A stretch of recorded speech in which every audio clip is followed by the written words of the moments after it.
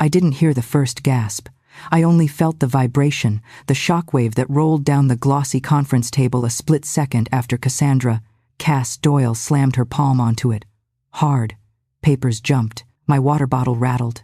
Someone muttered, "Jesus," barely audible under the fluorescent hum. "This is a disaster," Cass said. Each word clipped, icy, deliberate.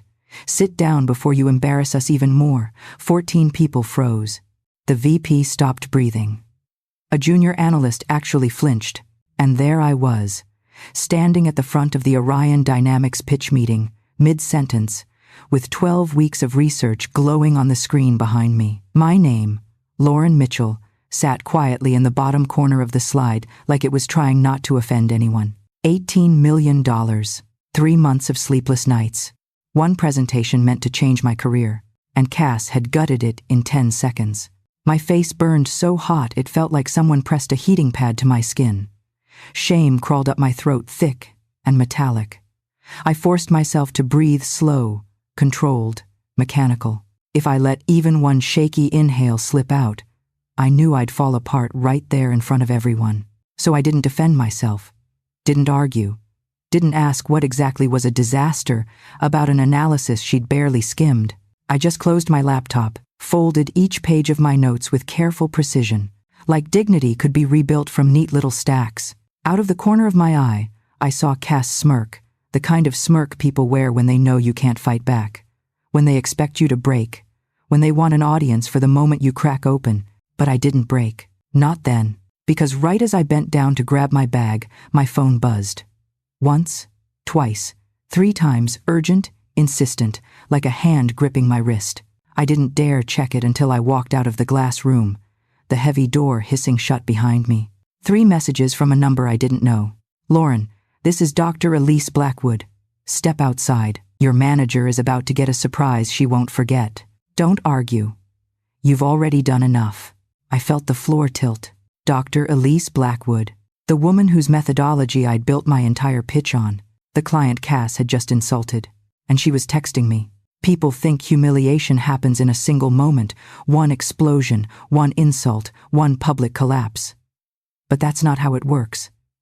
At least, not for me. What happened in that conference room at Orion Dynamics didn't start there. It was just the loudest crack in a structure that had been buckling for months.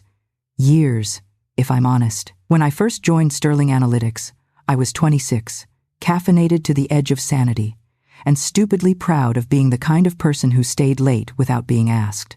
I believed in data the way some people believe in scripture, fully, naively, desperately. Numbers were clean.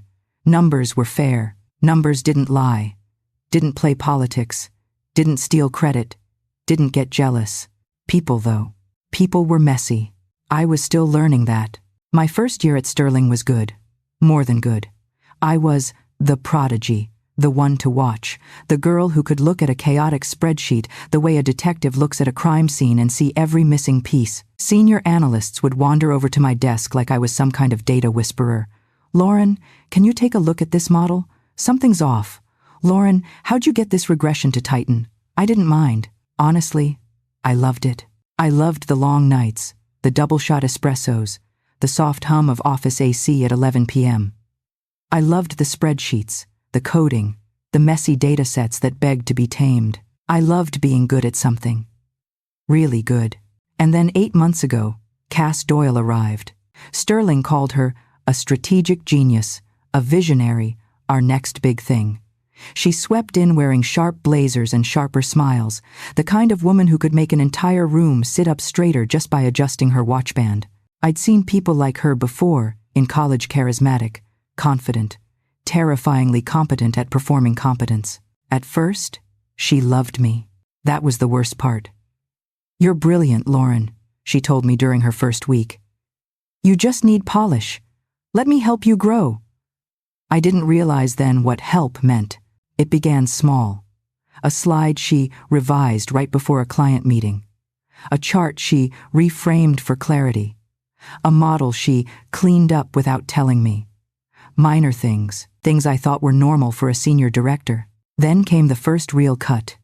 The Northbridge Logistics project. I built a supply chain optimization model that predicted bottlenecks with 86% accuracy. Weeks of work. Nights I slept in the office. A Saturday where the cleaning crew found me face down on my keyboard. The morning of the presentation, Cass patted my shoulder with a smile that felt like a warning. "I'll present this one," she said. "You're not client ready yet, but you'll get there." When the report went out afterward, the cover page said, "Prepared by Cassandra Doyle, Analytical Support.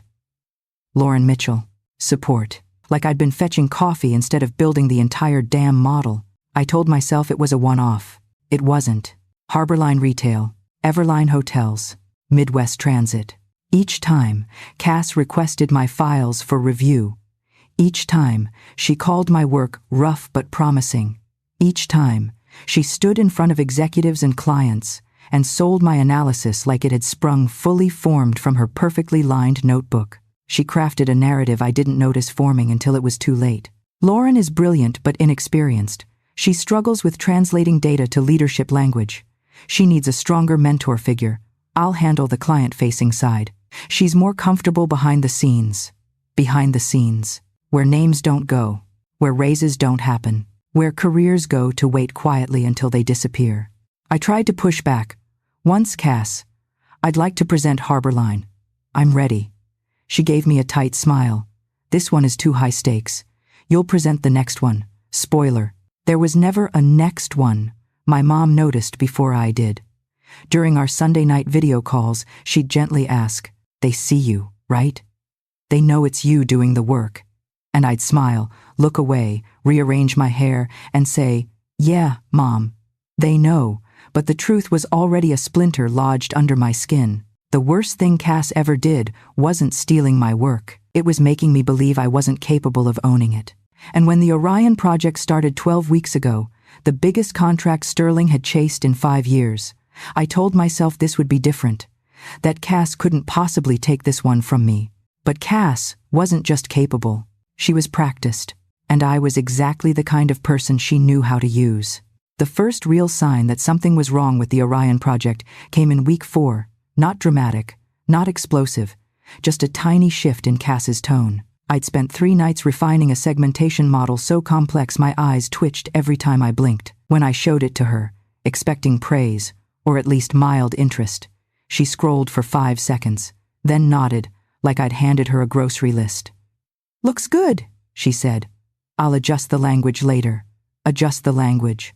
Meaning, strip my fingerprints off it. I should have seen it then, but exhaustion has a way of softening the edges of reality. When you're running on caffeine and adrenaline, you accept good enough explanations just to survive the day. So I pushed forward. Cleaned datasets, rebuilt projections, cross-checked variables. Slept on my office couch more times than I'd admit to HR. By week 8, Cass's feedback turned sharper.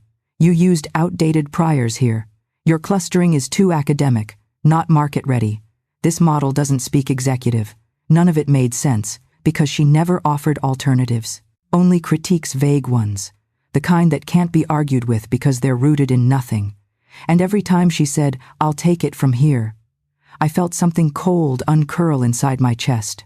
But I still believed the work would protect me. That the numbers were undeniable. That the brilliance, and I say that without arrogance, I worked my ass off, would shine through. And then came the first major blow. Cass requested all Orion files for executive review. She emailed me at 6:42 p.m. on a Wednesday. "Send me every iteration, including prelim versions. I need context for tomorrow's leadership sync." My stomach clenched. I knew what context meant. I knew because I'd watched her do it to Harborline and Northbridge. She needed my preliminary drafts, the rough, ugly, unfinished ones, to build her narrative. Lauren rushes. Lauren misses details.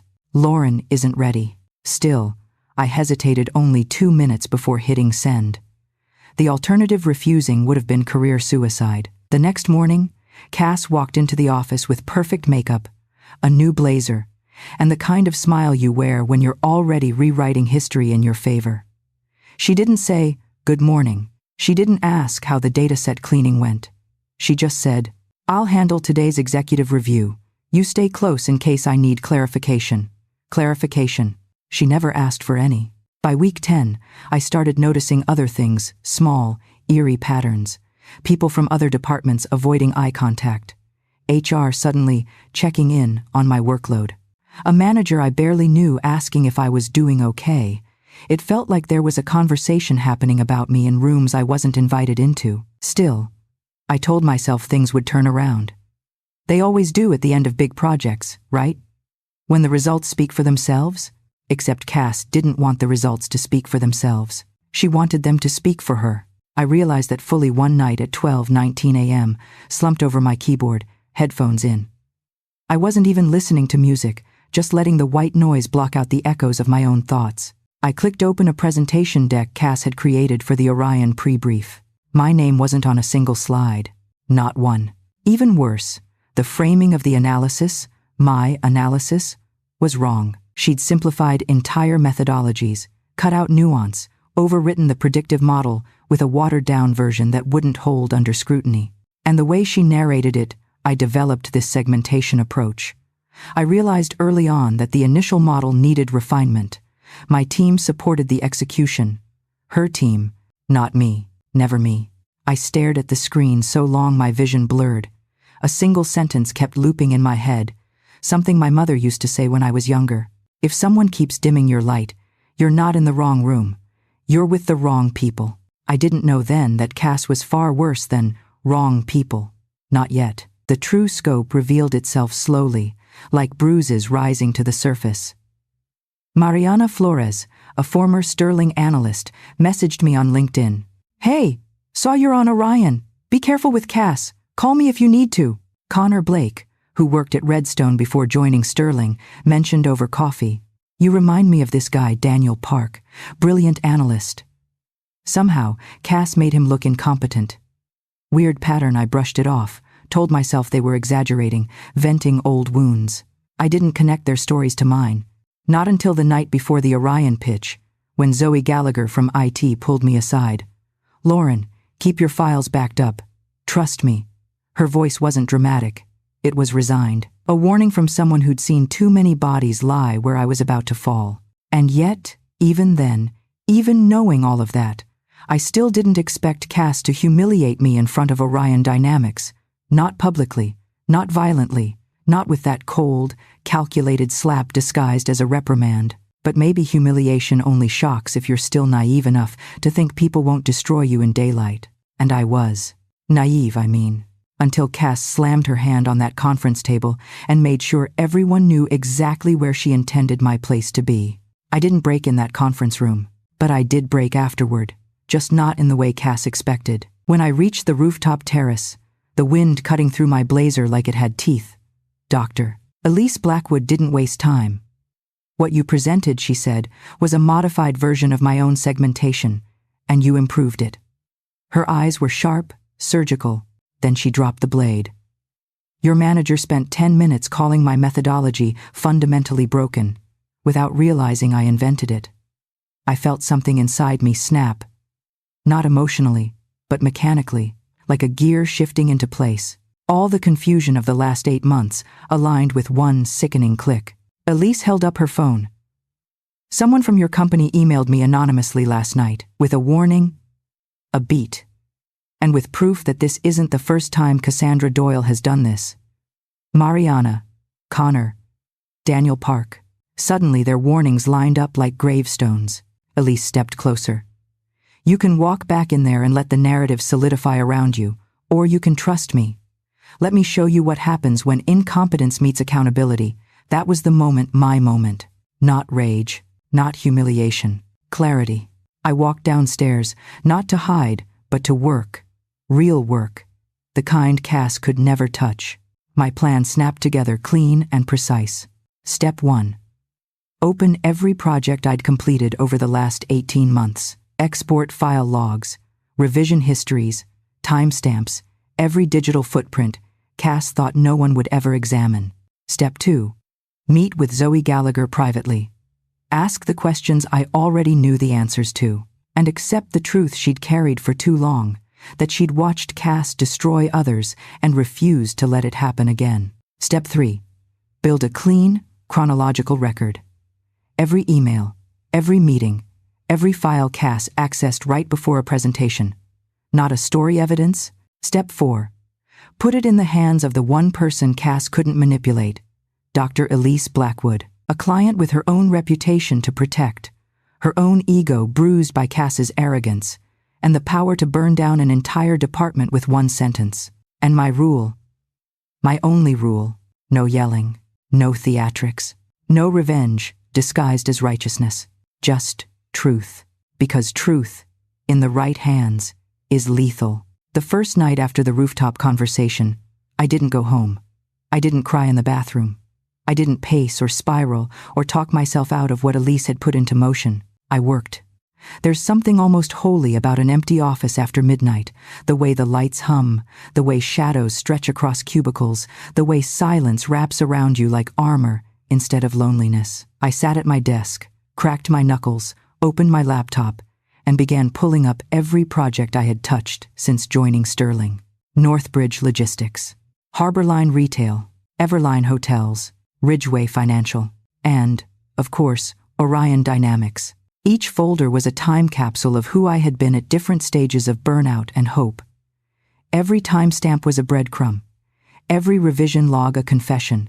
I scrolled through weeks and months of work, watching myself get smaller and smaller through the metadata hours of edits from my account, then one single, neatly timed access by Cass hours before each presentation. I clicked through them slowly, like someone examining photographs of a crime scene. I didn't need a narrative anymore. I needed evidence. By 1:40 a.m., I had a spreadsheet ugly, enormous, but damning, columns showing project name, number of hours I worked, number of hours Cass billed, who wrote the code, who changed the deck, who presented, who was credited, pattern after pattern, clear as fingerprints on glass.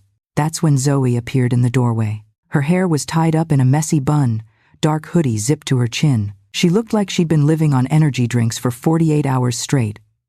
Which, knowing Zoe, she probably had. "You're doing it," she said quietly. "You're really doing it." I didn't turn around. I just kept typing. "You knew," I said. Not a question, a fact. Zoe stepped inside, closing the door gently behind her. "I've known for months," she admitted. "But knowing isn't the same as being able to do something." I swiveled my chair to face her. Her eyes were red, not from crying, but from staring at screens too long, and I realized she carried her own exhaustion, her own guilt. "Why didn't you say something?" My voice was steady, but it had an edge. "A sharp one I tried," Zoe whispered. "Do you remember when I told you to keep backups? That wasn't random. I said the same thing to Mariana. And before her, to someone else, Daniel Park, I said." Zoe's mouth tightened. He was the first one I ever saw Cass tear apart. She didn't even hide it well. One day, he was presenting a breakthrough model. The next day, Cass said he needed development time. 2 months later, he was gone, and no one did anything. Zoe let out a hollow laugh. "Lauren, companies don't protect analysts. They protect directors." And Cass knew exactly how to frame it. She made people believe she was mentoring him, helping him, improving his sloppy work. I felt sick, because I knew exactly how convincing Cass could be. Zoe pulled out a USB drive and placed it gently beside my laptop. "Before you ask, no, this isn't for revenge. And no, it's not illegal. This is the automated metadata backup Sterling runs every Sunday night. Completely standardized. Completely documented. Completely unalterable." I stared at the small silver device. It felt heavier than it looked. "Why give this to me?" I asked. "Because someone gave it to me once," Zoe replied. "Someone who told me, if she ever does this again, use my files to stop her." She took a deep breath. That someone was Daniel. He wanted to make sure Cass couldn't repeat this pattern forever. My throat closed. Something burned behind my eyes, but I didn't let it fall. Zoe pointed at my screen. "You're not alone in this, Lauren. Not anymore." We spent the next 3 hours cross-referencing logs. Zoe built a visual timeline, a vertical scroll of everything Cass had touched and everything she hadn't.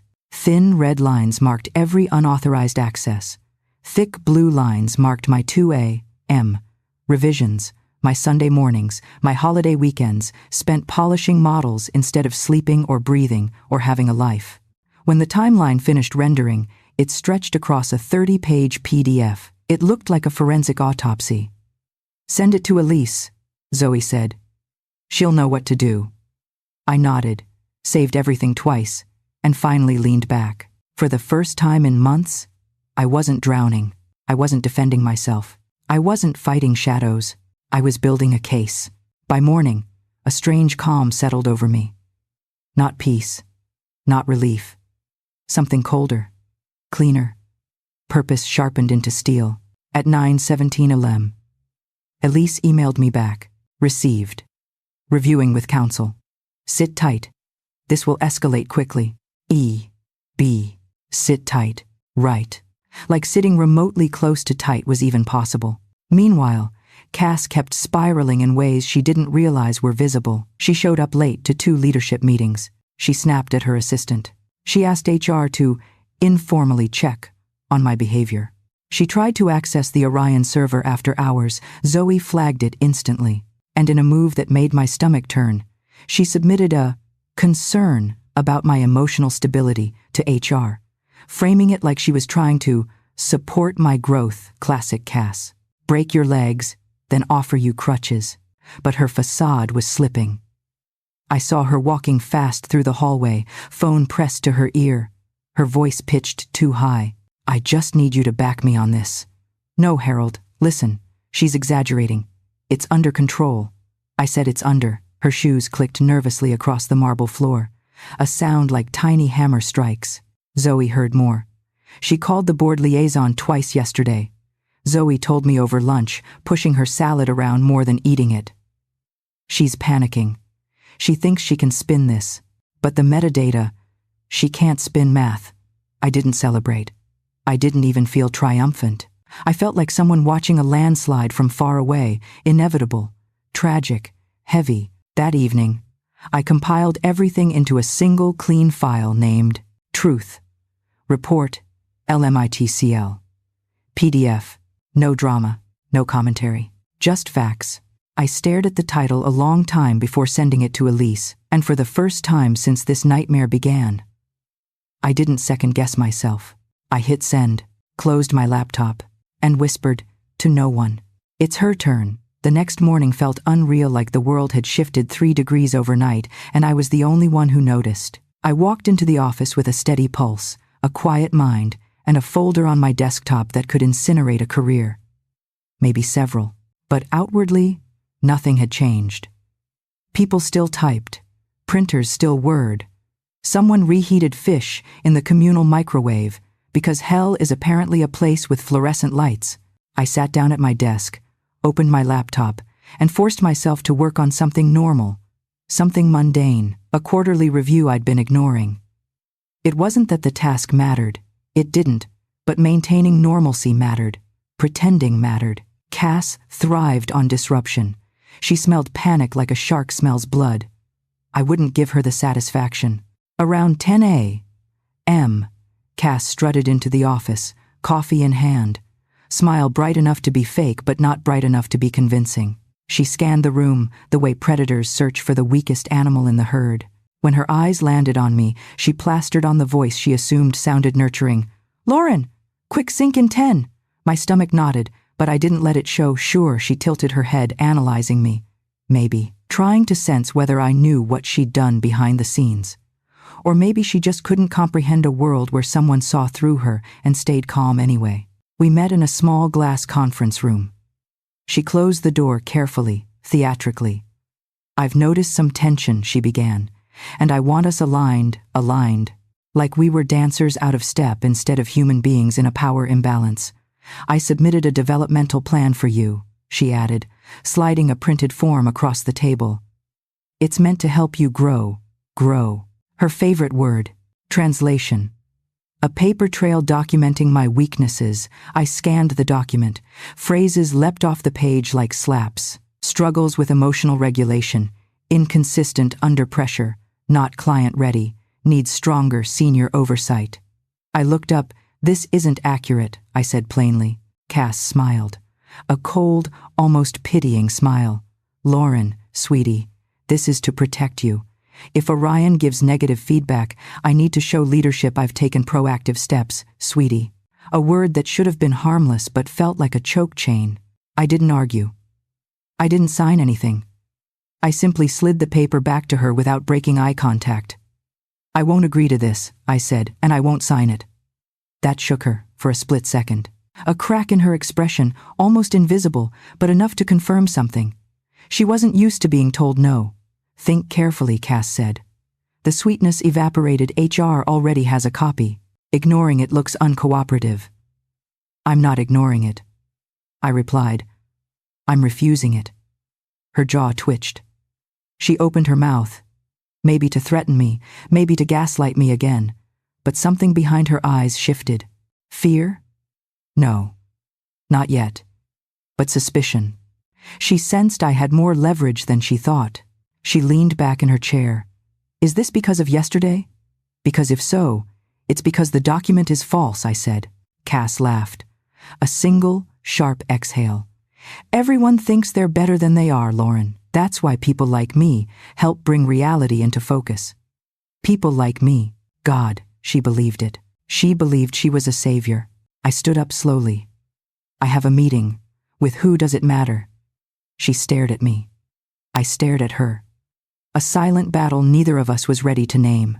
I walked out without waiting for dismissal. Back at my desk, my phone buzzed. From E.B. Board Counsel reviewing materials. You'll be contacted soon. Stay steady. 2 words at the end. Stay steady. As if Elise somehow sensed Cass's attempt to reel me back into submission, the next few days felt like preparing for a storm no one else could see. I went to work. I ran analyses. I answered emails, but underneath the routine, every hour carried a different weight. Mini victories began stacking like small stones. Zoe discovered Cass had attempted to delete certain access logs unsuccessfully because backup protocols prevented tampering. Mariana sent me screenshots of old emails Cass had used to undermine her performance at Sterling. Connor forwarded documents showing Cass's mentorship notes from Redstone eerily similar to the developmental plan she'd written for me. Elise sent a brief. Your work stands on its own.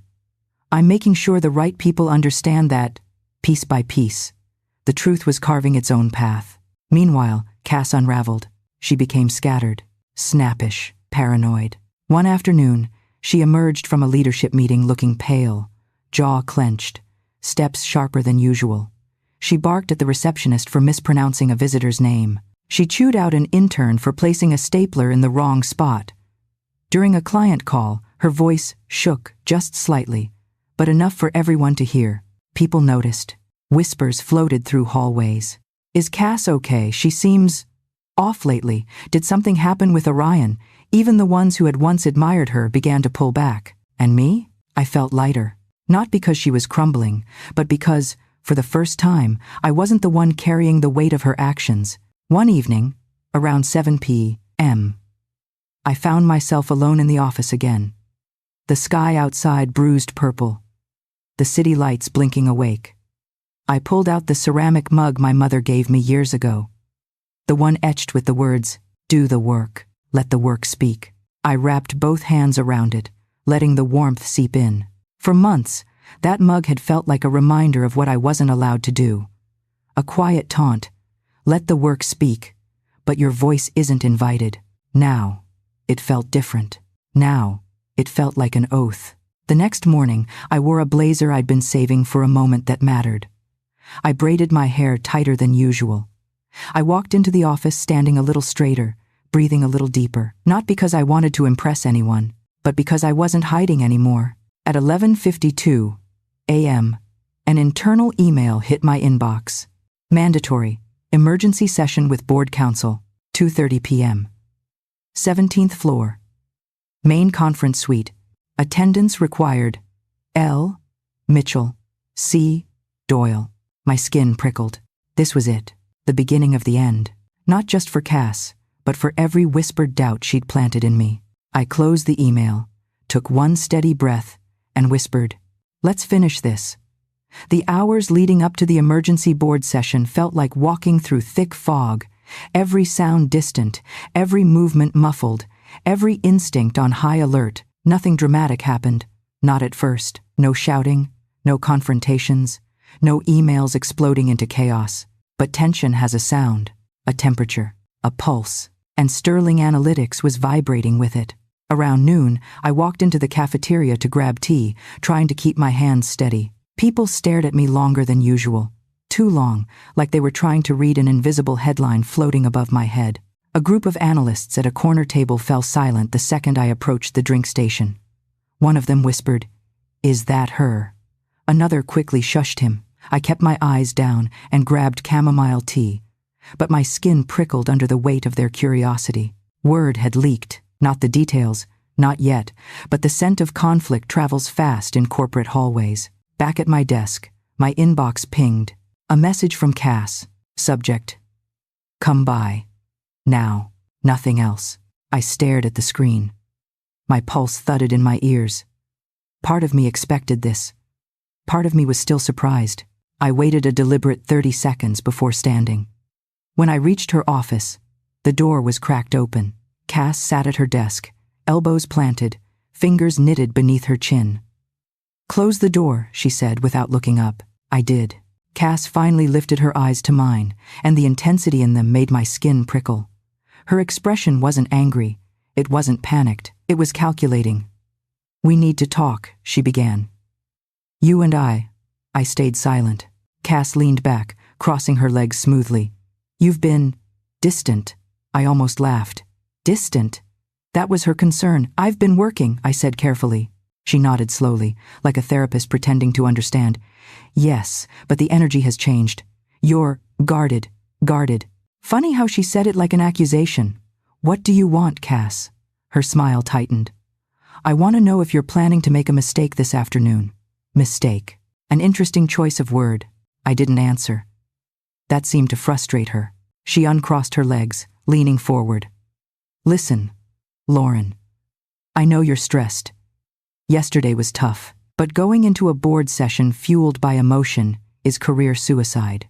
Emotion. She always defaulted to that, painting me as reactive, fragile, unstable.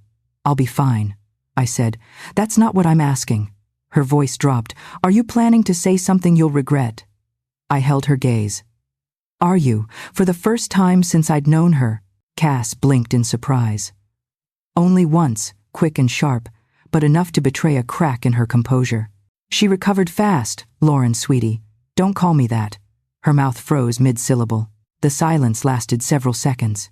Cass inhaled slowly, readjusting her tone. "Okay, fine, but I need you to understand something. If something goes wrong in that room, they will blame you, not me. I've built relationships here. You're still new." There it was, the threat wrapped in faux concern. "I'm not planning to say anything inaccurate," I said. Cass narrowed her eyes. Meaning I'll tell the truth." Her jaw flexed. That was it. One tiny movement, one silent confirmation that she knew exactly how damaging truth could be. She leaned back again, her voice softening into something dangerous. "Lauren, let's not pretend this is about truth. You're anxious, overwhelmed. You've been working long hours. You might be misinterpreting things. Gaslighting. Clean? Sharp? Practiced?" I stayed silent. Cass relaced her fingers. "If you keep pushing this narrative, you'll sink your own reputation. And honestly, I don't want that for you." My palms itched, my pulse hammered, but my voice stayed level. "I should prepare for the meeting." Cass exhaled through her nose, not quite a sigh, more like a warning wrapped in disappointment. "I hope you make the right choice." I left her office without another word. Back at my desk, a notification popped up. "You have been added to a new Teams chat. HR plus Leadership Sync." Inside were typed messages, vague but unsettling, from HR Director Melanie. "We should be aligned on key talking points for this afternoon." From COO Randall. "Yes, want to ensure we don't amplify any unnecessary concerns." From Cass. "Agreed. I'll frame things appropriately." Frame things. My chest tightened. My hand trembled slightly over the mouse. Frame. Like the truth was a picture she could crop until only her version remained. I clicked out before I could spiral. Not even 5 minutes later, my phone buzzed. It was my mother. "Hi, sweetheart. Just checking in. You sounded tired last night." Her voice was soft, familiar, grounding. It almost cracked me open. "I'm okay," I said. "You don't sound okay." I swallowed hard. "It's just work. A lot is happening," Mom hesitated. "You know, when you were 12, your science teacher tried to take credit for your group project. You marched right into her office and told her the presentation was yours. You didn't even flinch, Mom. You've always known when someone treated you unfairly," she said. "Don't let anyone convince you you're imagining things." I had to close my eyes for a moment. That memory, dusty, dim, suddenly glowed like a lighthouse. "I have to go," I whispered. "Just remember who you are." When the call ended, I felt my spine straighten. At 1:15 p.m., an unexpected message arrived from Elise. Harold Pierce called me, tried to smooth things over. He implied I should help protect Sterling's leadership. I recorded the call. My breath caught. This wasn't just Cass anymore. This was the system that shielded her. Elise sent one more line. "Use this knowledge carefully." Carefully. Meaning. Strategically. Meaning. The board's hands were no longer clean.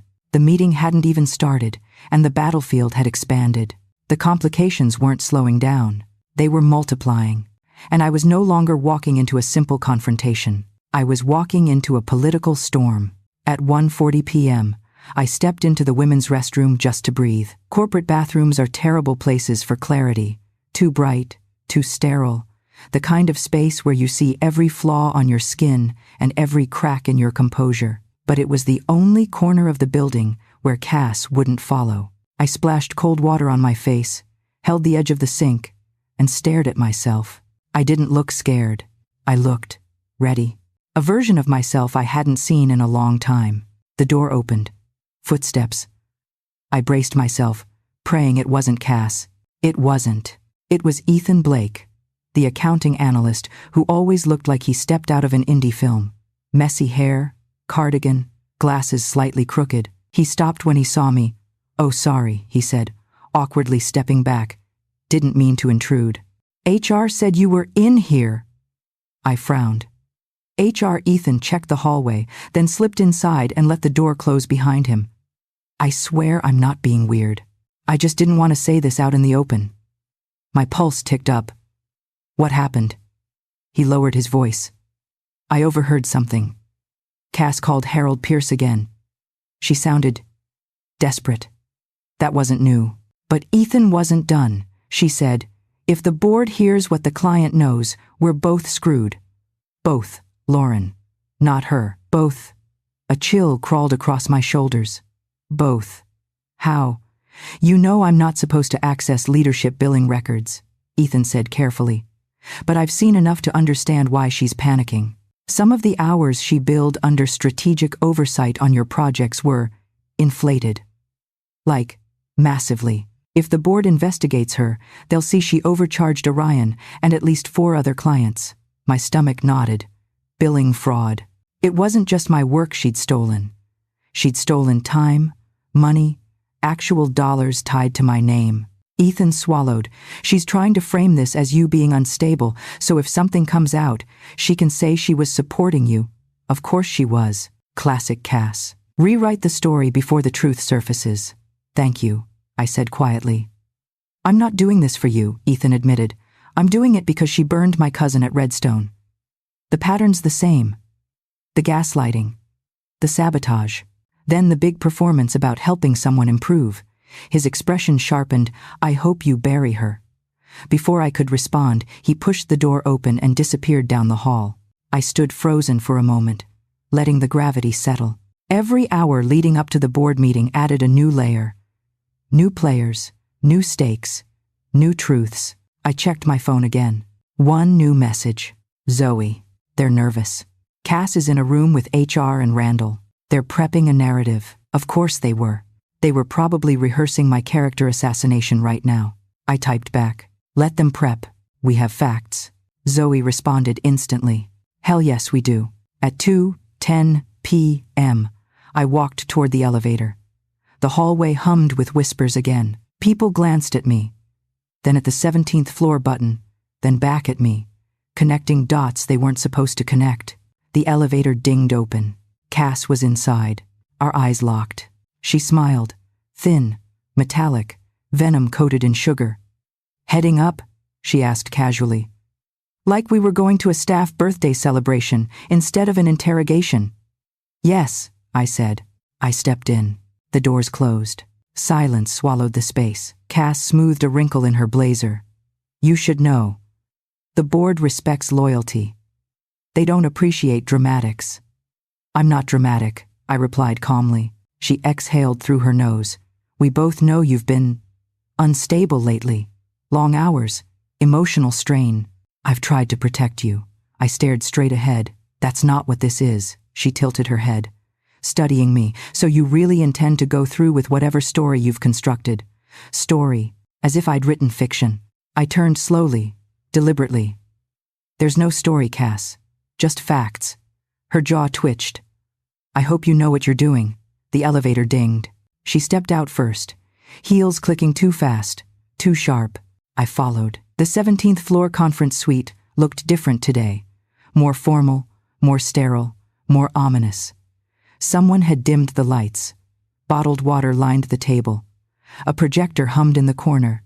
HR, legal, several board members, and the CEO already sat waiting. Cass moved straight to a seat near the head of the table. I took a seat on the opposite side. I could feel Harold Pierce's eyes on me, cold, assessing, irritated. He knew Elise had something on him, and he hated that I knew it too. Melanie from HR cleared her throat. Before we begin, let's keep this constructive. No accusations, no raised voices. Cass folded her hands neatly, like she was the model of professionalism. Of course, typical. The door opened again. Dr. Elise Blackwood stepped inside, and the temperature in the room changed. Conversations stopped. Spines straightened. Even Harold shifted in his seat. Elise didn't sit immediately.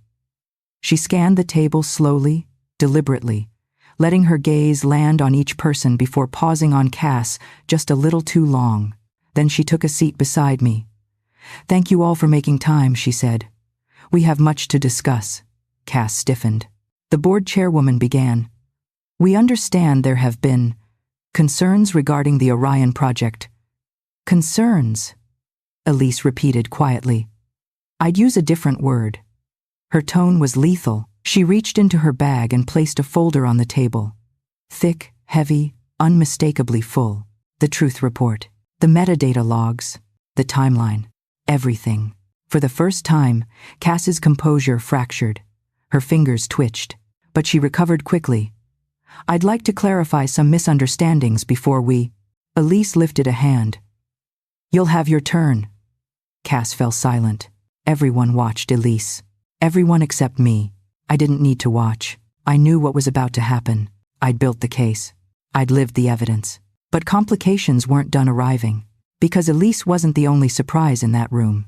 The door opened again. Rebecca Stone, the company's general counsel, walked in, holding a separate set of documents.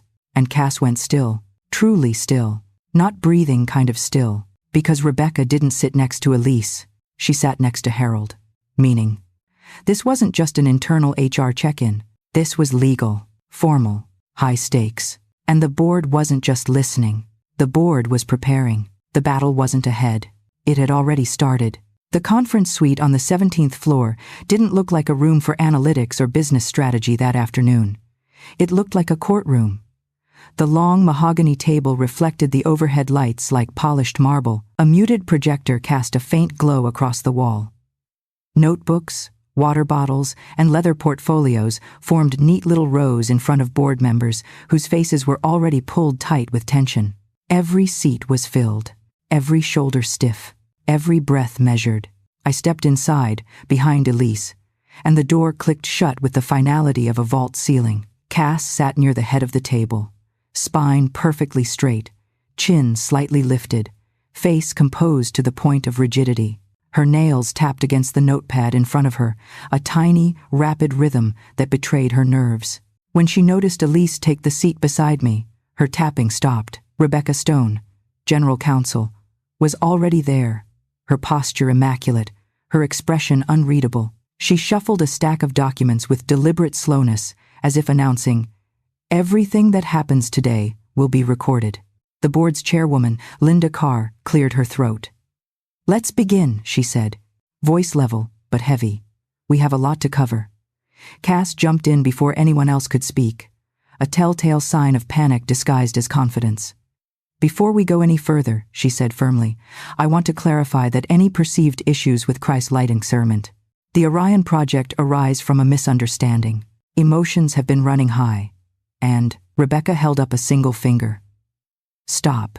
Cass froze, mid-syllable. "This session," Rebecca continued, "is not about emotions. It is about documented behavior, project integrity, billing transparency, and client trust." Her tone was surgical. She nodded toward Elise. "Dr. Blackwood, as the primary external party who initiated this review, you may proceed." The shift of power was immediate, visible, almost physical.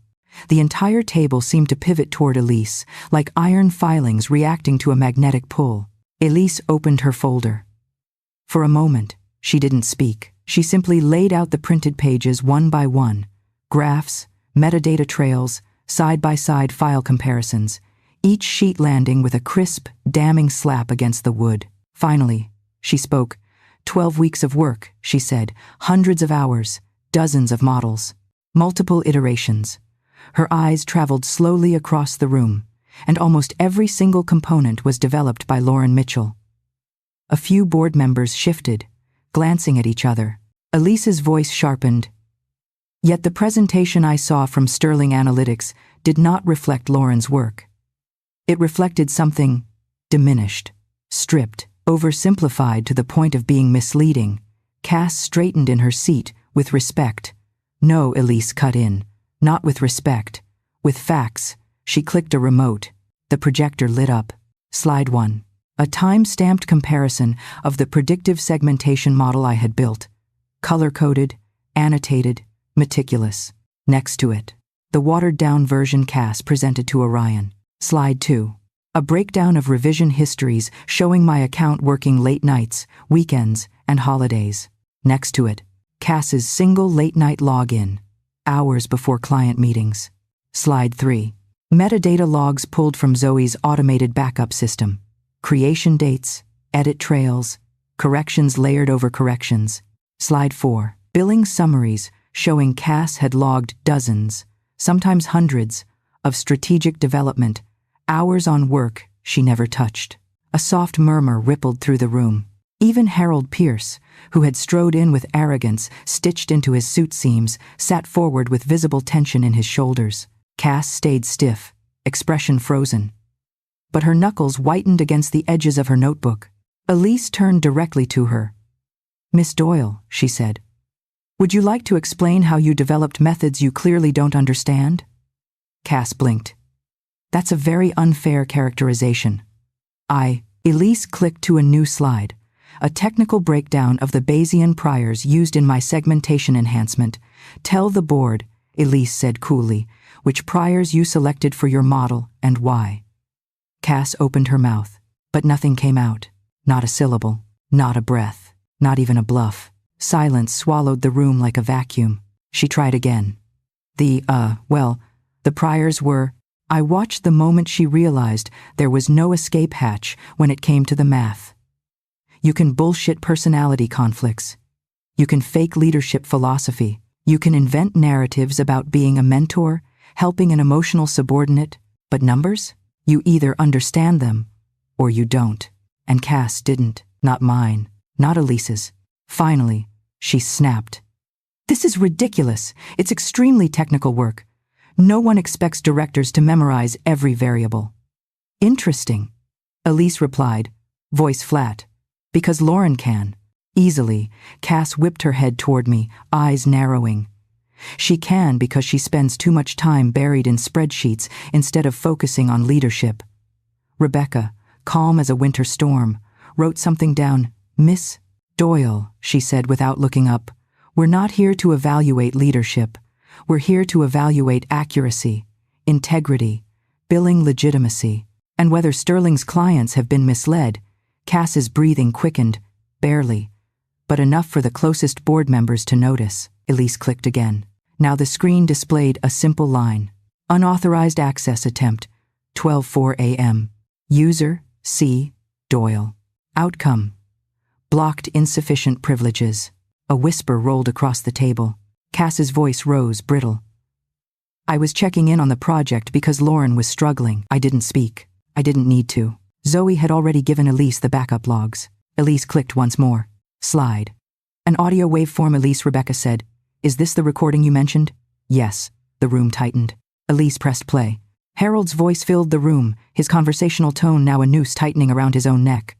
"We don't want this to blow up publicly. You know how these junior analysts get. Emotional, unstable. Cassandra is doing her best with the girl." My heart slammed into my ribs. Cass went dead still. Harold's face drained of color. Elise paused the recording. "Just to be clear," she said, voice soft but lethal, "this was an attempt to convince me to suppress evidence of misconduct." Harold lurched forward. "This is taken out of context." Rebecca lifted her eyes. "Mr. Pierce," she said slowly, "attempting to influence a client's testimony during an internal investigation is not something that can be explained away by context." He swallowed hard enough that the sound cut through the tension. Linda Carr, the board chairwoman, folded her hands. "Miss Doyle," she said, "is there anything you'd like to add before we proceed?" Cass's eyes darted from Harold to Elise to Rebecca to me, finally landing on me with something raw, stripped of all her usual polish. Hatred, fear, desperation. She rose halfway from her seat. "This is a conspiracy," she snapped. She jabbed a finger at me. "She coordinated this. She wants my job. She's been unstable for weeks." "That's enough," Linda said sharply. Cass sat, but her breath came quick and shallow. Linda looked around the room. "We've seen enough to proceed to final statements. Dr. Blackwood, is there anything else?" Elise shook her head once. "The evidence speaks for itself." Rebecca closed her folder. "Then let's move to deliberation." My chest tightened. This was it. The moment everything would hinge on. But before the board could recess, Linda raised a hand. "Lauren," she said, surprising everyone. "Even me. You may speak." My pulse jumped. I hadn't expected that. I wasn't prepared for that. I wasn't sure if I wanted to speak. But this was my story, my work, my career. I inhaled slowly, feeling my feet on the floor, my hands steady in my lap. Then I stood. "I didn't come here to destroy anyone." I said, "I didn't come here to accuse anyone. I came here because for months I was told I wasn't ready, that I needed someone to translate my work, that I should stay behind the scenes." My voice didn't shake, but the truth is simple. I did the work, and someone else took it. Silence wrapped around us like glass. I sat. Linda nodded, almost imperceptibly, and the board stood to deliberate. The room emptied. Only Cass remained. She didn't look at me. She didn't speak. She just stared at the dark projector screen like it was a mirror showing her future. And for the first time since I'd met her, she looked small. The board's deliberation room wasn't far, just a frosted glass chamber across the hall. But the silence in the main conference suite made it feel a mile away. When the board members stepped outside, closing the door behind them, the atmosphere shifted instantly. It wasn't relief. It wasn't victory. It was a suspended moment. A long inhale the universe hadn't exhaled yet. Cass stayed seated, shoulders rigid, gaze fixed on the blank projector screen. Her jaw worked, clenching and unclenching. She wasn't looking at me, but the air between us crackled with something volatile. She finally spoke, voice low. "You think you've won?" I didn't answer. Cass turned her head slowly. When her eyes met mine, they were stripped of charm, stripped of manipulation, stripped of the performative confidence she wrapped herself in like an expensive scarf. What remained was raw, wounded ego. "You have no idea what you've started," she said. I didn't flinch. "I didn't start this, Cass. I just stopped letting it continue." Her lips curled, not in a smile, but something uglier. "You think Elise is your savior? She's using you. When this is over, you'll be disposable again." I held her gaze. "If you're trying to intimidate me, it's too late." "That's the problem," she muttered. "You should have listened to me. I could have protected you, protected me," I echoed. "From what?" "From my own work." She didn't respond. She just shook her head slowly, like I was the one who didn't understand reality. The door creaked open, and Zoe slipped in quietly. She didn't speak, just sat beside me, tension radiating off her like heat from asphalt. A few moments later, Mariana entered as well, eyes alert, posture stiff. Connor arrived shortly after, leaning against the back wall with his arms crossed. Cass's expression soured with each person who entered, each witness to the downfall she never imagined for herself. Elise re-entered last, calm as if she'd just returned from a casual walk, not a legal briefing. She sat beside me again, crossing her legs with composure that felt almost otherworldly. Elise Cass snapped. "What exactly are you trying to achieve here?" Elise didn't look at her. "Accountability." "This isn't accountability. It's a hit job." Elise raised an eyebrow. "A hit job requires secrecy. We showed you the evidence. You manipulated it. You don't understand metadata," Elise said simply. "You never did." Cass's nostrils flared. "You don't know what it's like to manage a team, to carry responsibility, to deal with analysts who fall apart the second things get difficult." Elise turned her head slowly. "Lauren didn't fall apart. She outperformed you. That is the root of your hatred." "Hatred," the word landed like a brick. Cass scoffed. "I don't hate her." "You resent her," Elise said, "because she can do the work you pretended to do." Cass opened her mouth to retort, but Harold burst back into the room, face red, breath shallow. He looked like someone who had just been chewed up and spit out by legal counsel. His eyes darted to Elise. "That recording was illegal." "No," Elise replied, utterly unfazed. "Illinois is a one-party consent state. I consented to my own recording." Harold swallowed hard. "You blindsided us. That's what happens when someone tries to tamper with an investigation," Elise said. "You lose the right to prepare for the truth." Rebecca entered next, quietly closing the door behind her. Her eyes landed on me, neutral, but evaluating. She carried a thin file in her hands. "We're not done yet," she said. "We're waiting for the rest of the board." But the tension had already escalated beyond containment. Harold pointed at me abruptly, like a cornered animal striking in desperation. "You're being manipulated by her," he spat. "This is all political. You're just a pawn." Before I could respond, Elise leaned forward. "Call her a pawn again," she said softly, "and I will personally file a client grievance against Sterling for discriminatory conduct." Harold froze. Rebecca's gaze flicked between them with mild interest. Cass massaged her temples. "Everyone needs to calm down." "You first," Elise said. Zoe snorted under her breath. Connor smirked. Even Mariana's lips twitched. Cass glared at me, as if my existence were the reason she was unraveling. "You could have come to me," she hissed. "You could have talked to me before dragging my name through the mud. You would have denied everything I said. You always do." Her eyes flashed. "I was grooming you for leadership." "No," I said, "you were grooming me for silence." The door opened again. But this time, it wasn't a board member. It was the CEO, Jonathan Hale. His expression was carved from stone. He stepped forward slowly, taking his seat at the head of the table, fingers steepling together. "Everyone," he said. "The board is reviewing the evidence. We're reconvening once they make a preliminary recommendation." Cass straightened Jonathan. He lifted a hand. She shut up, instantly. Jonathan turned toward me. "Lauren," he said, "I want you to know something. We should have recognized your contribution sooner." He wasn't smiling. His tone wasn't warm. It was the tone of a man realizing the company may be liable for a bomb that had been ticking quietly under his leadership. A murmur spread across the room. Cass's face drained of color. Jonathan exhaled through his nose. "I've reviewed Elise's report. I've reviewed the logs Zoe provided. And I've spoken to HR about the performance concerns raised." Cass seized the moment.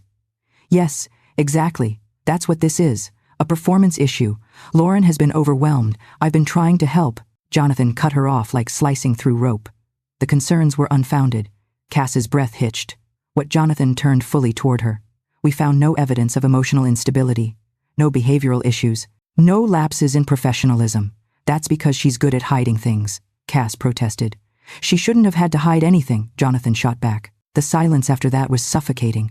Jonathan looked at me again. "You did the work. You deserve credit. And we failed you." I didn't know how to process that. It wasn't an apology. It wasn't compassion. It was fear. Fear of liability. Fear of losing a major client. Fear of exposure. But it was still the first acknowledgement I'd ever received from leadership. Cass's face twisted. "This is absurd. You're all being manipulated by." The door swung open. The board returned. Linda Carr resumed her seat with the careful deliberation of a judge approaching a verdict. Everyone fell silent. Rebecca set her pen down. Elise folded her arms. Cass gripped the table so hard her knuckles went white. I exhaled slowly. Linda's eyes scanned the room. We have reached a preliminary decision. Cass's breath caught audibly. Linda continued, voice level and unshakable. The evidence presented demonstrates a pattern of misconduct by Miss Doyle, including inappropriate delegation, misrepresentation of work, unauthorized access attempts, and inaccurate billing. Cass shot up from her seat. That's not true. I never. Sit down, Linda said without raising her voice. Cass sat. Linda turned to Jonathan. We recommend immediate suspension pending final review. Cass slammed her palm down. You can't do this. Linda didn't flinch. We can, and we are, Rebecca added. Legal will prepare the notice. HR will collect your credentials. Cass looked around wildly. At Harold, who avoided her eyes. At the board members, who had turned to stone. At Jonathan, who looked exhausted. At me, the easiest target. She snapped. This is your fault, she screamed, finger shaking as she pointed at me. You ungrateful little. Elise stood. The room stilled. You will not speak to her that way, Elise said. Her tone had no volume, but it carried more force than any shout could. Cass's arm dropped. Her mouth hung open silently. Linda looked between us. We're taking a brief recess before moving to final statements, she said. 20 minutes. Do not leave the floor. Everyone stood, except Cass. She collapsed back into her chair, breathing fast, staring at her hands like they belonged to someone else.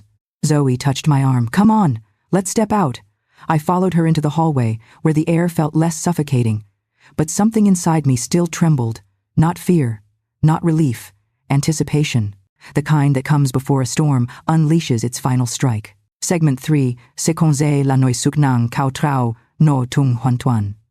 Ku checkmate, lui toi ho, vaket tuk kandoido. The hallway outside the boardroom looked the same as it always had: polished floors, muted gray walls, framed mission statements, but it felt different now, like the walls had absorbed everything that had just happened and were holding their breath with the rest of us. Zoe leaned against the wall beside me, arms crossed tightly over her chest.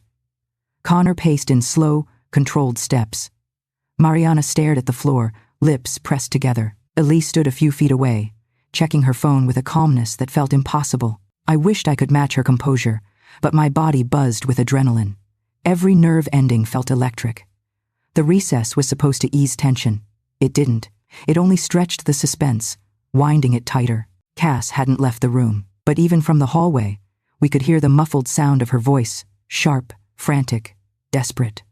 She wasn't talking to the board anymore. She was unraveling to an audience of empty chairs. At the 19-minute mark, Rebecca Stone stepped out. She approached Elise first. We're ready to reconvene. Then she turned to me.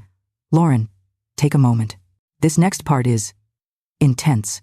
My pulse kicked, more intense than what just happened. Rebecca's expression gave me chills. Yes. She held the door for us. One by one, we entered. The room felt colder than before, as if the central air had been turned up just to strip away any lingering warmth. Everyone took their seats again, except Cass, who still sat slumped in hers. She looked different. Her blazer was rumpled. Her breathing was shallow. Her eyes, usually sharp and calculated, were wide, unfocused. This wasn't strategic Cass. This wasn't polished Cass. This was Cass exposed, stripped entirely of her armor. When she saw me re-enter, her face twisted, but she said nothing. Linda Carr tapped the table lightly, calling the room to order. We're proceeding with final statements before issuing the board's decision. Cass lurched up from her seat. I have something to say. Rebecca sighed quietly. Miss Doyle. No, Cass snapped, voice cracking. I'm speaking. Linda gestured stiffly. Go ahead. Cass turned to the board, her posture rigid with panic. All of this entire spectacle, is a distortion. I did what any senior leader would do. I guided a junior employee who couldn't handle high-pressure work. I filled gaps. I stepped in where she fell short. That is my job. No one responded. The silence was a verdict in itself. Cass's breathing quickened. You're all acting like she's a genius. She's not. She crumbles. She gets emotional. She's inconsistent. I protected this company from her mistakes. Her voice cracked on the last word. Jonathan cleared his throat. Miss Doyle, we reviewed the data. The errors in the Orion deck were yours. Cass blinked rapidly. That's impossible. Rebecca slid a page toward her. This is the version you presented. And this, she slid another page, is Lauren's. The comparison was brutal. Cass's version was sloppy, rushed, incoherent in places. Mine was detailed, layered, precise. Cass stared at the pages like she'd never seen them before. I didn't. Her voice thinned into a whisper. I didn't do this. Elise interjected. You did. Cass whipped toward her, eyes blazing. You're enjoying this. Elise didn't blink. I am correcting it. Cass shook her head violently. You all want to believe Lauren because she looks calm and innocent, but she's manipulative. She wanted my position from the beginning. I quietly exhaled. I never wanted your job. Cass ignored me. She was spiraling now, fast and hard. She sent those files to you. Cass accused Elise. She twisted everything. I reached out to her, Elise said, not the other way around. That made Cass freeze. Elise continued. She didn't manipulate me. She didn't ask me for help. She didn't even know I was watching. I intervened because you insulted my methodology in a public meeting without knowing who created it. Cass blinked slowly. You destroyed your own credibility, Elise added. You just needed an audience. Cass staggered back a step, gripping the chair. Jonathan cleared his throat uneasily. Miss Doyle, please take your seat so we can conclude. She sat, but barely. Her hands trembled violently. Linda turned to me. Lauren, you may give your final statement. The room blurred for a moment. Every eye in the room landed on me. I stood. My voice came soft but steady, clearer than it had been in months. I didn't want any of this. I never imagined I'd be sitting here. I didn't plan a confrontation. I didn't plan to expose anyone. I just wanted my work to be seen. I wanted the truth. I let the silence breathe a moment, and if telling the truth destroys someone's career, then that career wasn't built on truth to begin with. A few board members exchanged glances. Rebecca wrote something. Elise nodded slightly. I sat. Linda folded her hands. Thank you. She turned toward the board, who were now all seated again. Let's finalize. But before she could say another word, the door burst open. Everyone jerked toward the sound. A woman from HR, pale, sweating, stepped inside, holding a laptop. I'm sorry to interrupt, she said breathlessly, but you need to see this. Rebecca frowned. What is it? The HR rep placed the laptop on the table. It was running a deeper audit. They found additional access logs. Zoe straightened instantly. What kind of logs? The woman hesitated. Email logs. Cass stiffened violently. The rep opened an encrypted folder and clicked. A projection appeared on the wall. Email subject lines filled the screen. Ray. Harborline deck revision. Ray. Northbridge outline. Re. Mitchell draft. Re.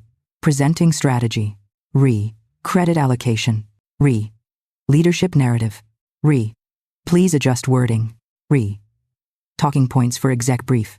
One by one, the board leaned forward in confusion.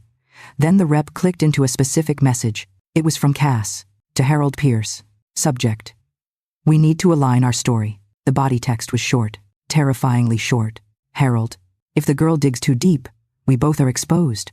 Keep her out of client-facing until this blows over. She's too naive to realize what she doesn't know. I'll reshape the narrative around development needs. See. A collective gasp filled the room. Harold surged forward. This is taken out of context, Elise said, cutting him off sharply. Your favorite word. Rebecca's voice cooled to sub-zero. Mr. Pierce, you attempted to interfere with a whistleblower review. And now we have documented collusion.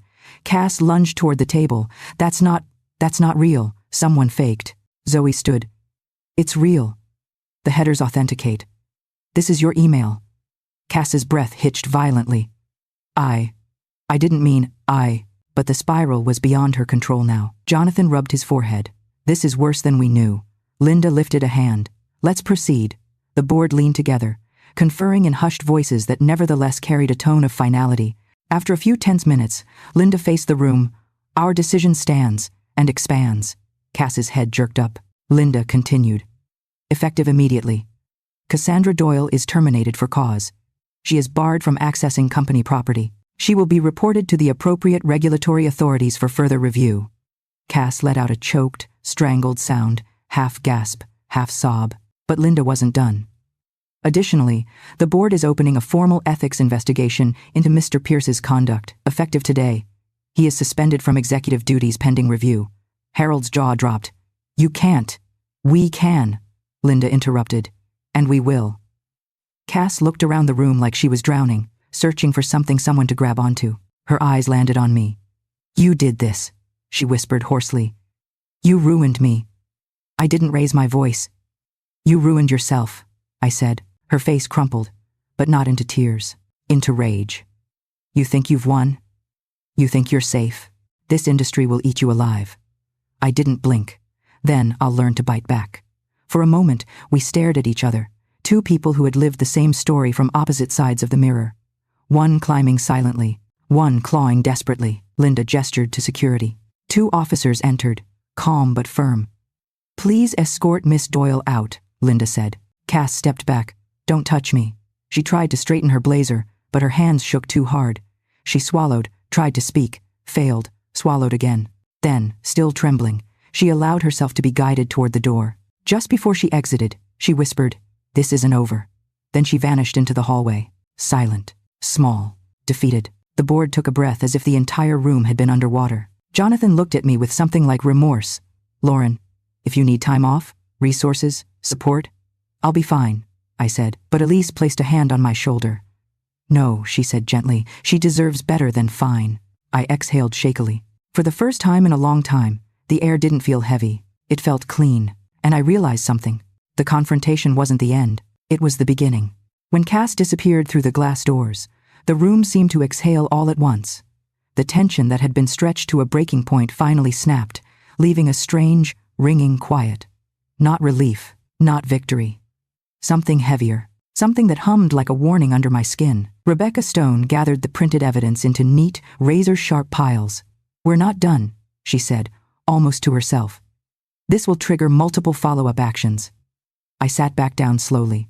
My legs felt made of something softer than bone, something unreliable. My hands rested on the table, palms flat, as if I needed the wood to keep me grounded. Elise looked at me, not with triumph, not even with satisfaction, with recognition, as if she knew exactly what it felt like to sit in the aftermath of a truth detonated in front of everyone. "You held your ground," she said quietly. "Most people don't." I didn't feel brave. I felt hollow, like someone had opened me up and scraped out the parts that used to believe in fairness by default. "Did we really win?" I whispered. Elise gave a small, almost imperceptible smile. "Winning isn't the point. Exposing rot is." Behind us, board members moved in clusters, voices low, purposeful. Security passed the door twice. Someone from HR hurried by carrying a thick binder labeled Internal Protocols. The storm was still unfolding, just outside the glass, just inside every hallway. But inside the room, there was an eerie stillness, Rebecca said, turning toward me. "I need to be transparent with you. This is bigger than anything we expected. What we uncovered today isn't just misconduct, it's institutional risk." Institutional risk. Two words I'd heard my entire career in analytics, but never directed at a human being before. "This will launch audits across multiple departments," she continued. "Billing, supervisory practices, HR's response patterns, hiring recommendations. All of it." "And Cass?" I asked. Rebecca's eyes hardened. "She won't recover from this. Not professionally." A strange, complex feeling tightened in my chest. Not guilt, not satisfaction. Something in between. The shape of justice isn't always clean. "Come with me," Elise said suddenly. "There's something you need to see." We stepped out of the boardroom and into a smaller meeting space, down the hall, empty, quiet, lit by a single window overlooking the river. The city outside moved normally. Cars, clouds, people on sidewalks. No one out there knew that an entire power structure had just crumbled several floors up. Elise closed the door behind us. "I've been holding something back," she said, not out of manipulation. Out of caution, I swallowed. "Okay." She reached into her bag and pulled out a thin folder. The old-fashioned kind, not digital, not encrypted. Paper, tangible, heavy in a way that suggested consequence. "This," she said, sliding it toward me, "is the rest of the reason I intervened." My breath stalled. Inside were printouts, emails, performance reports, anonymized complaints, and a compiled timeline stretching back years. Not months, years. "You've seen the recent pattern," Elise said, "but Cass didn't start this at Sterling. She didn't start it at Redstone, either." In the timeline, I saw company names I recognized from industry conferences. Norvale Consulting, Ashford Metrics, Kendall and Row Analytics. Each had its own column. Each showed Cass's name repeated over and over. "What is this?" I whispered. "The full scope," Elise said. "I have contacts in these firms. When I saw her behavior with your deck, I reached out. Quietly, carefully. And what I found." She let the sentence hang. My fingers tightened on the folder. Cass hadn't ruined just one analyst, or 3, or 5. She'd ruined 9. 9 careers. Men and women who'd spent years rebuilding themselves somewhere else, or leaving the industry entirely, or starting over with lower pay, smaller roles, tarnished reputations. The reports were clinical, in the way horror stories sometimes are. Employee A. Excellent technical output. Credit reassigned to supervisor. Termination after performance issues. Employee B. Pressured to surrender authorship in exchange for professional protection. Employee C. Claimed intellectual theft. HR dismissed claim as misunderstanding. At the bottom of each story, one name appeared again and again. Cassandra Doyle. My throat tightened. Not from sadness, from rage so cold it felt metallic.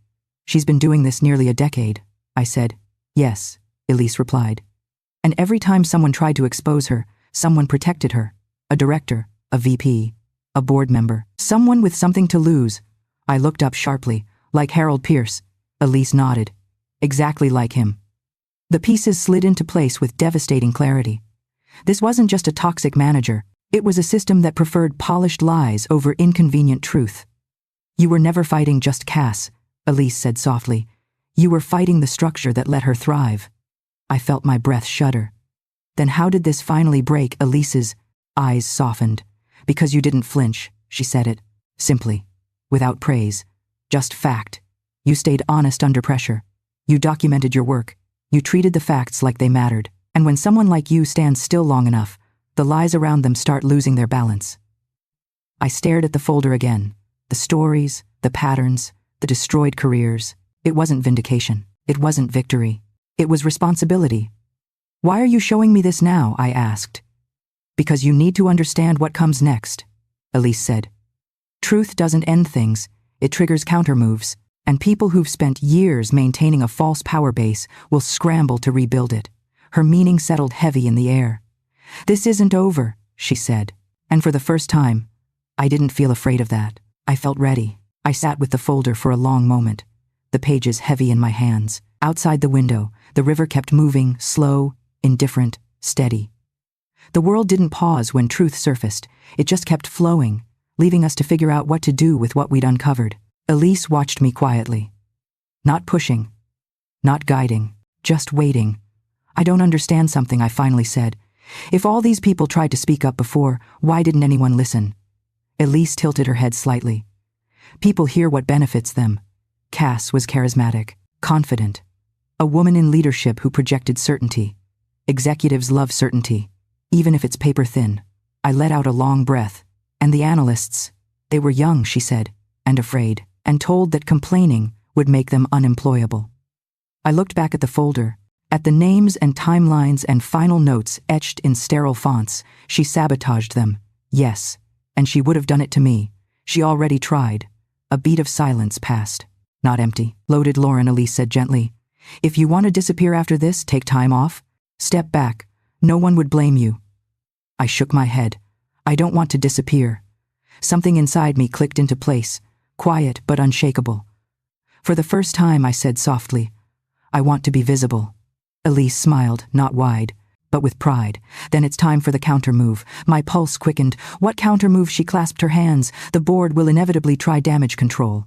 They'll want to protect the firm's reputation, and if they can do that by centering you as a success story, the analyst who survived adversity, they will."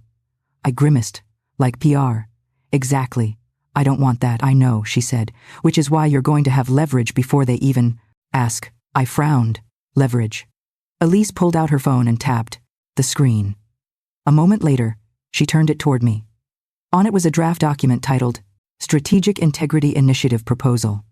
"What is this?" I asked. "It's a proposal for systemic reform," she said. "Anonymous reporting channels that bypass direct management, third-party billing oversight, structured credit assignment, mandatory audit cycles." I blinked. "You wrote all that?" "No," she said. "You did." My heart stopped. "What?" Elise smiled again, barely. Every note you took, every log you documented, every inconsistency you pointed out.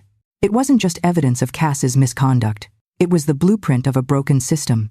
She slid the phone into my hand. You didn't just expose one person, she said. You exposed a flaw in the industry's bones. My mouth went dry. Elise, I'm not. You are, she interrupted. You're the only person who can speak to this without sounding political.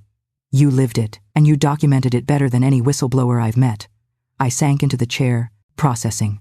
And you think the board will listen? They'll have no choice, she said. Not after what came out today. Why? Because if they don't fix this, she said quietly, the liability grows, and they know it. I exhaled shakily. So what do I do? Elise leaned back slightly. You tell the truth in a way they can't bury. You propose change before they propose containment. You become the voice they didn't expect. A cold chill traced my spine. Not fear, but realization. You're positioning me, I said slowly. Yes, Elise replied, but not for their benefit. For yours? Another beat. Longer this time. And for some people who came before you. She nodded at the folder. The 9 careers. The nearly decade-long pattern. The silent wreckage. You're not just the end of something, she said. You're the correction. I let those words settle. They didn't inflate me. They grounded me. They made the room feel larger, not because I felt bigger, but because I finally understood the scale of the damage that needed undoing. What happens now? I asked. Elise stood. Now, she said, we go back into that boardroom. They'll try to pivot. They'll try to frame today as an isolated incident. They'll talk in circles about process and accountability, and my role. Her eyes sharpened. You're going to cut through the noise, she said, not with anger, not with emotion. With clarity, she moved toward the door, then paused, studying me. They're expecting a tired analyst who just survived something traumatic, she said. Show them someone who has already moved beyond it. My breath steadied. My shoulders squared. What about Cass? I asked softly. Elise considered that Cass will realize the truth before the day ends. What truth? That this was never about her losing power, Elise said.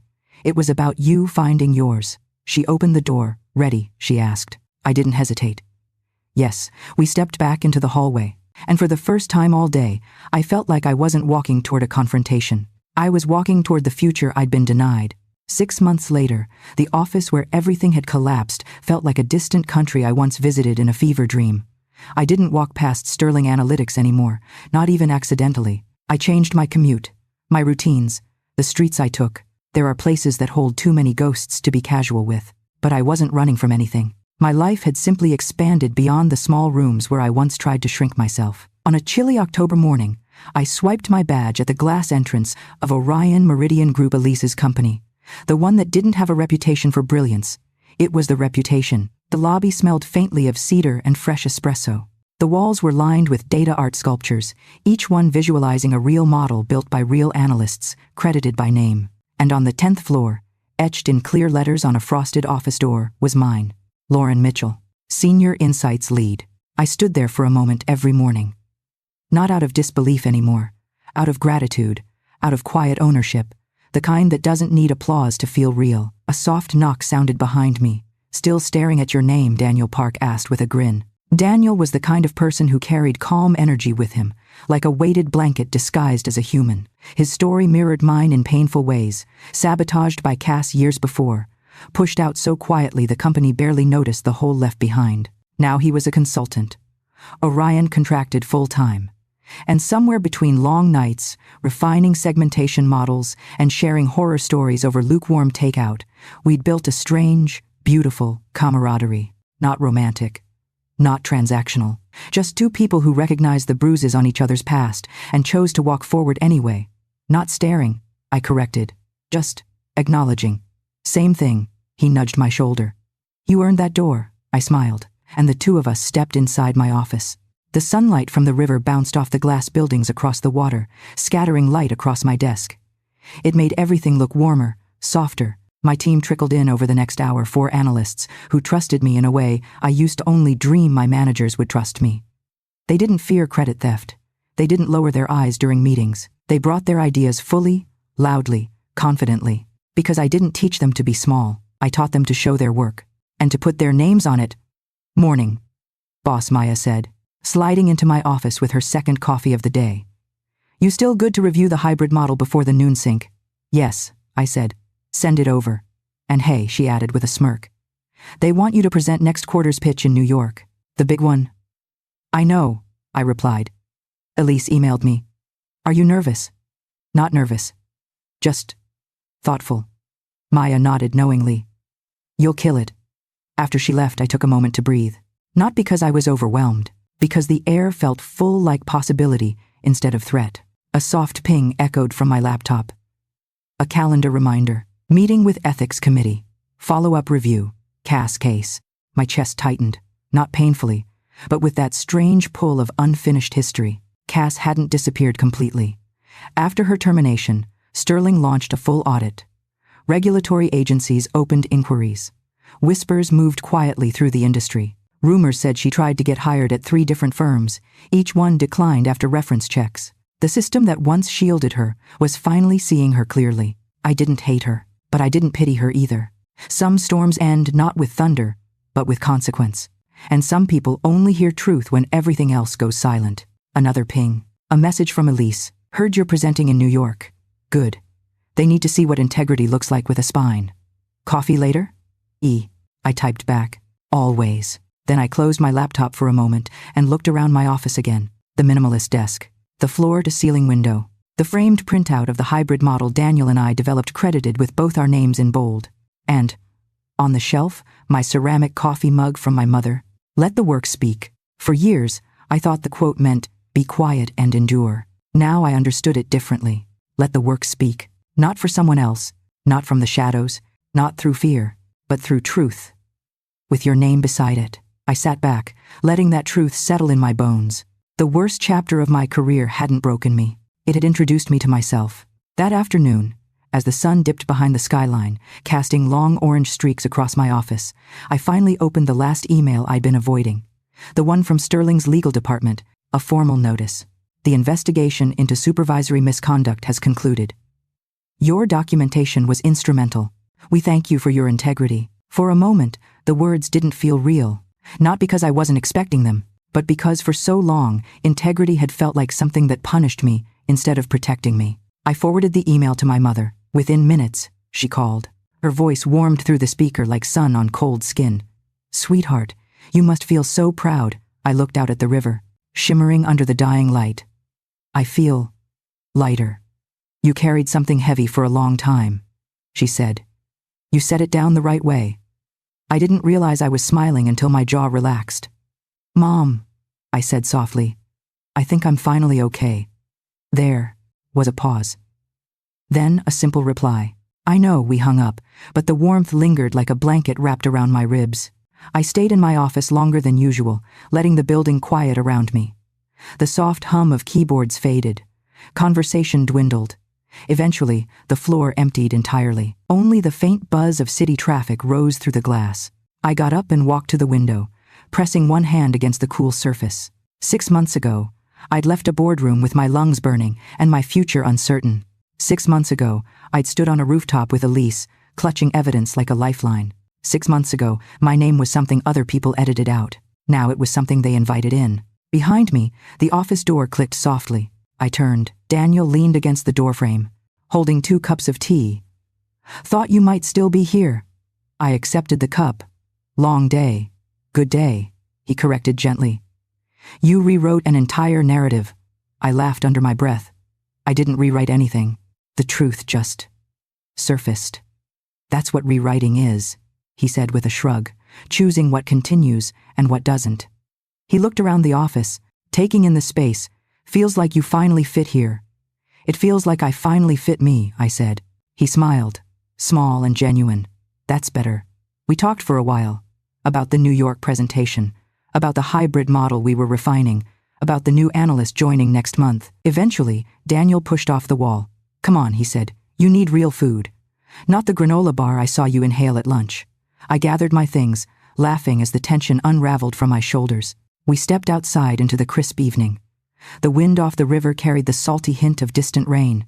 The city lights flickered on, one by one, like constellations rising from the pavement. We walked in companionable silence. Halfway down the block, Daniel spoke again. You know, what you did back there? Most people would have folded. I almost did. I admitted more than once. But you didn't. I looked at him. Why do you think that is?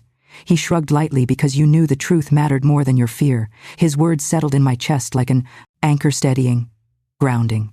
We reached the corner where our paths diverged. Daniel gave me a half salute. See you tomorrow, Mitchell. Tomorrow, I said. He headed left. I headed straight. The night air cooled my cheeks, carried away the noise of the day. Street lamps glowed warm against the pavement. Somewhere in the distance, the river lapped softly against the shore. A siren wailed faintly, swallowed by distance, and for the first time in so long, the world didn't feel hostile. It felt open. When I got home, I set my bag down, brewed a fresh cup of tea, and sat by the window of my apartment. The steam curled upward, warm and fragrant. My ceramic mug, the same one with the line my mother loved, rested steady in my hands. Let the work speak. I traced the words with my thumb, feeling the quiet power behind them. Not silent endurance, not self-erasure, not submission, but presence, visibility, truth with a name, my name. I opened my laptop one last time, pulling up the New York presentation. Not to work on it, just to look at the title slide glowing softly on the screen. Hybrid Behavioral Segmentation Model. Lead analysts, Lauren Mitchell, Daniel Park. Seeing my name there didn't shock me anymore. It felt right. It felt earned.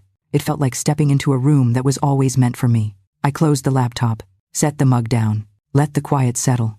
And in that stillness, I understood the moral of everything that had happened. The revenge wasn't Cass losing her title, or Sterling scrambling to repair itself, or the board finally learning the truth. The revenge was peace. The revenge was clarity. The revenge was having a life that didn't shrink to fit someone else's insecurity. If you've ever been erased, doubted, minimized, underestimated, remember this. You don't win by hurting them back. You win by outgrowing the world they tried to trap you in. If you made it to the end of this story, you know this wasn't just a workplace drama. It was a reminder of how powerful it is to finally reclaim your name. So tell me in the comments, which moment hit you the hardest? The logs coming out? The boardroom showdown? Or the final truth about Cass's past? Hit like if you've ever had your work stolen, and subscribe if you never want to feel alone in that fight again. This story isn't over. Not by a long shot.